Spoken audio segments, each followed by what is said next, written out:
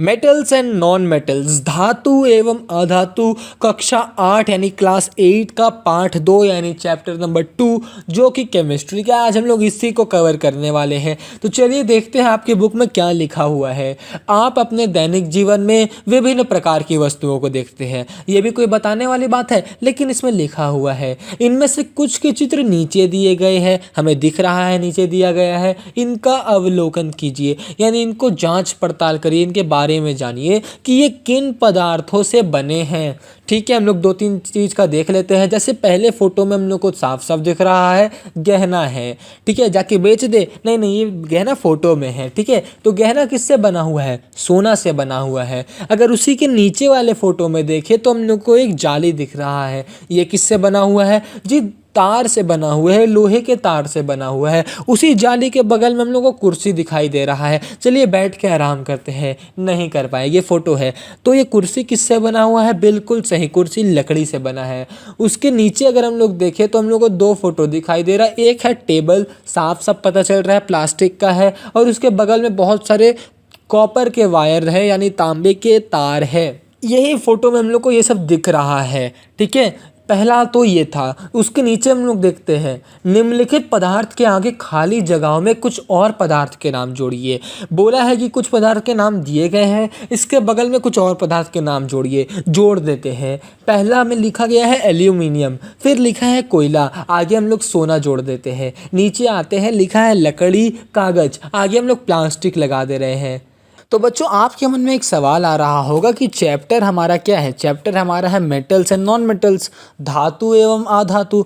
तो हम लोग यहाँ पे पदार्थ क्यों पढ़ रहे हैं? हम लोग अगर पहले पदार्थ पढ़ेंगे तभी तो धातु एवं अधातु पे आएंगे। तो क्या आपको पता है पदार्थ किसे कहते हैं? बच्चों हम लोग पिछली कक्षाओं में पढ़े हैं पदार्थ किसे कहते हैं, बताइए मुझे। बिल्कुल सही, जो जगह घेरती हो या फिर जिसमें द्रव्यमान होता हो। इंग्लिश मीडियम वाले बच्चों के लिए अगर बात करें या उनको अगर समझाया जाए तो एनीथिंग, कोई भी चीज, एनीथिंग विच ऑक्यूपाई स्पेस, जो जगह घेरती हो, एंड हैज मास, और अगर उसमें द्रव्यमान हो तो वो पदार्थ कहलाता है।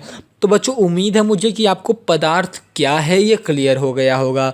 यहाँ पर नीचे दो ठो दिया गया है, तांबा, प्लास्टिक, इसके आगे एक पदार्थ आपको और ऐड करना है, और कांसा के आगे 2 पदार्थ ऐड करना है। ये आप खुद से करिएगा। उसके नीचे आते हैं, क्या सभी पदार्थ के गुण एक समान होते हैं? पदार्थ के बारे में हम लोगों ने देखा कि कोई भी चीज़ जो स्थान घेरती हो, जिसमें कोई द्रव्यमान हो। द्रव्यमान की अगर बात करें तो द्रव्यमान मतलब वजन, अगर उसमें कोई वजन हो, ठीक है, वो पदार्थ कहलाती है। तो यहाँ पे नीचे दिया गया है कि क्या सभी पदार्थों के गुण एक समान होते हैं अथवा अलग अलग।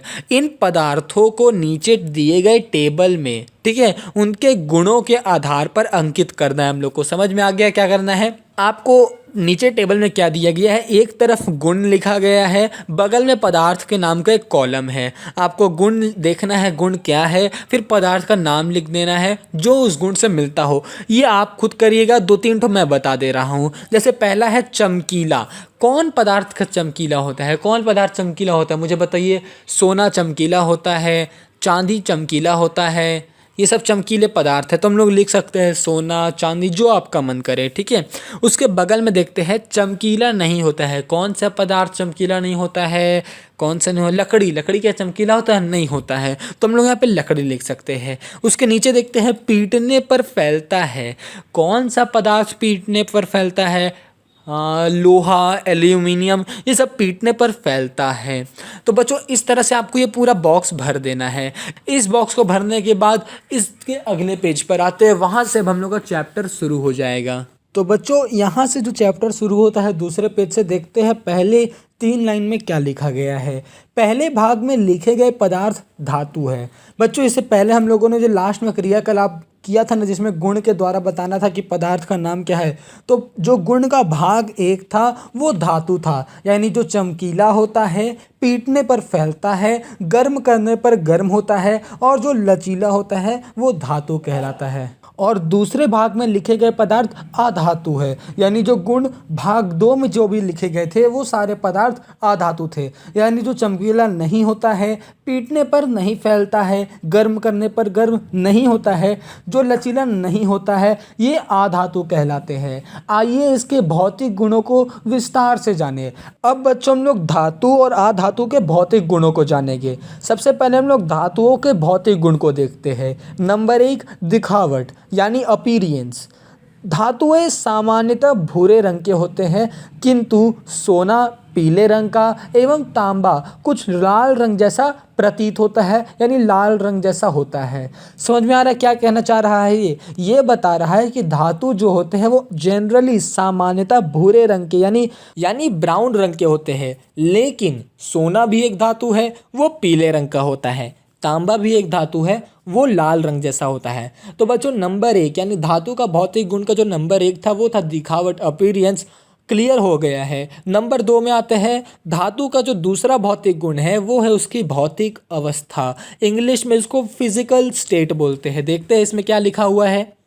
अधिकतर धातुएं कमरे के तापक्रम पर ठोस होते हैं, जैसे लोहा, जस्ता, तांबा, टीन आदि। ये कुछ एग्जाम्पल दिए गए हैं, लेकिन इसका अपवाद भी है। क्या अपवाद है? कि सब धातु कमरे के तापक्रम पर ठोस नहीं होते हैं। पारा, जिसे इंग्लिश में मरकरी बोलते हैं और ये थर्मामीटर में पाया जाता है, ये पारा क्या होता है? ये द्रव अवस्था में पाया जाता है।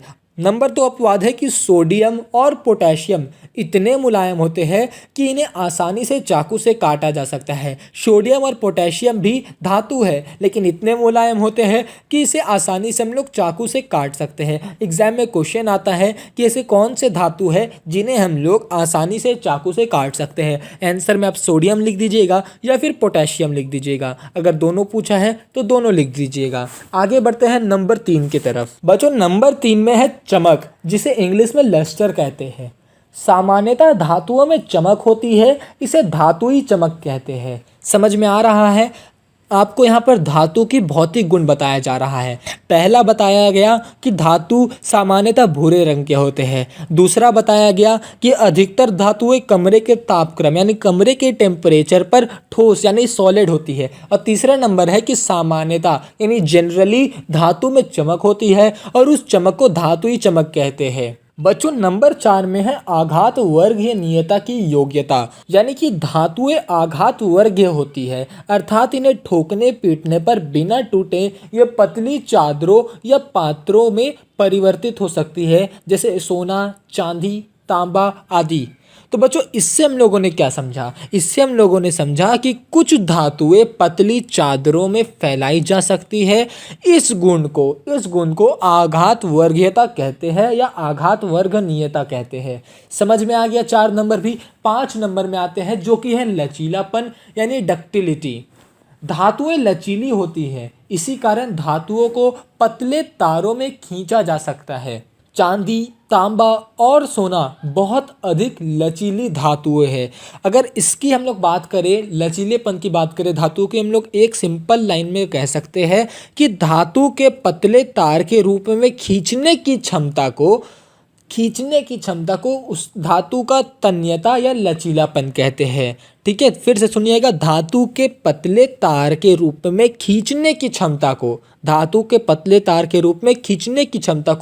धातु का लचीलापन या तन्यता कहते हैं।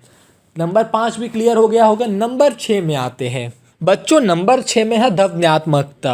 धातुएं ध्वन्यात्मक होती है, इन्हें किसी चीज से चोट मारने या बजाने पर यह मधुर गूंजने वाली ध्वनि उत्पन्न करती है। इसका सबसे अच्छा एग्जाम्पल हम लोग ले सकते हैं विद्यालय की घंटी, जो कि पीतल की होती है या फिर हो सकता है लोहे की होती हो। उसमें अगर कुछ बजाते हैं जिस चीज़ से, तो वो ध्वनि उसमें गूंजने लगती है। ये नंबर 6 था धातु का भौतिक गुण। इसके बाद हम लोग एक क्रियाकलाप देखते हैं। ठीक है, देखते हैं क्रियाकलाप में क्या है। तो बच्चों क्रियाकलाप 1 में क्या बोला गया है? आपको कुछ सामग्री लेना है। क्या लेना है वो देखिए। धातु की चम्मच, धातु की पेंसिल बॉक्स, कोयले का टुकड़ा, पेंसिल की लीड, धातु का सिक्का एवं इसी तरह की अन्य वस्तुएं लेना है। ठीक है। क्रिया विधि यानी अब इन सामानों को क्या करना है, इन वस्तुओं को एक एक कर थोड़ी ऊंचाई से नीचे गिराना है तथा उत्पन्न ध्वनि को ध्यान से सुनना है। यह क्रिया विधि है। इससे पहले सामग्री बताया गया था। सारे सामग्री को उठाना है, ऊंचाई से नीचे गिरा देना है, ध्यान रखना है सामान को गिराना है, किसी और इंसान को नहीं, ठीक है। फिर अवलोकन करना है यानी कि परिणाम देखना है। तो बच्चों ये पूरा क्रिया विधि कर लेने के बाद आपको इसी टेक्स्ट बुक के इसी चैप्टर के इसी पेज नंबर में आना है। यहाँ पर आपको एक बॉक्स दिख रहा होगा जिसमें 3 कॉलम बना है। एक में लिखा है वस्तु का नाम, तो जो वस्तु आप ऊपर से गिराए हैं सारे वस्तु का नाम आपको यहाँ पर लिख देना है। उसके बगल में है गूंजने वाली ध्वनि आती है। अगर उस वस्तु को गिराने से आपको कोई ध्वनि सुनाई दी तो आपको उस वस्तु के सामने टिक लगा देना है, अगर नहीं सुनाई दी तो टिक मत लगाइएगा। उसके बगल में लिखा है गूंजने वाली ध्वनि नहीं आती है। आप जिस वस्तु को गिराए अगर उससे कोई ध्वनि नहीं निकला, यानी गूंजने वाली ध्वनि नहीं निकला मतलब ध्वनि तो निकलेगा ही लेकिन गूंजने वाला ध्वनि नहीं निकला, तो आपको उसमें टिक लगा देना है।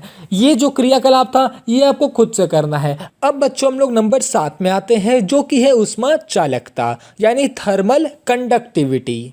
धातुएं उष्मा की अच्छी सुचालक होती है। इसी गुण के कारण इसका उपयोग खाना बनाने के बर्तन, तापन तत्व आदि के रूप में किया जाता है। तो बच्चों इससे हम लोग को ये पता चलता है कि जो भी धातु होते हैं वो उष्मा यानी गर्मी के सुचालक होते हैं। अगर आप कोई भी धातु को अगर एक साइड से यानी एक सिरे से गर्म करेंगे तो दूसरा सिरा भी गर्म हो जाएगा। इससे हम लोग को ये पता चलता है। नंबर 7 भी हम लोग का क्लियर हो गया है। अब हम लोग नंबर 8 पर आते हैं। तो बच्चों नंबर 8 में हम लोग देखेंगे विद्युत सुचालकता। नंबर 7 में हम लोगों ने देखा था उष्मा सुचालकता, इंग्लिश में उसको बोलते थे थर्मल कंडक्टिविटी। नंबर 8 में हम लोग देखेंगे विद्युत सुचालकता, इसको इंग्लिश में बोलते हैं इलेक्ट्रिकल कंडक्टिविटी। बच्चों इलेक्ट्रिकल कंडक्टिविटी पढ़ने से पहले एक बार फिर से हम लोग को 7 नंबर में आना होगा। हम लोगों ने थर्मल कंडक्टिविटी उष्मा सुचालकता में देखा कि अगर एक धातु के एक सिरे में हम लोग अगर उसको गर्म करेंगे तो धातु का दूसरा सिरा भी अपने आप गर्म हो जाएगा, यानी जो गर्म है वो प्रवाहित हो रही है, गर्मी प्रवाहित हो रही है।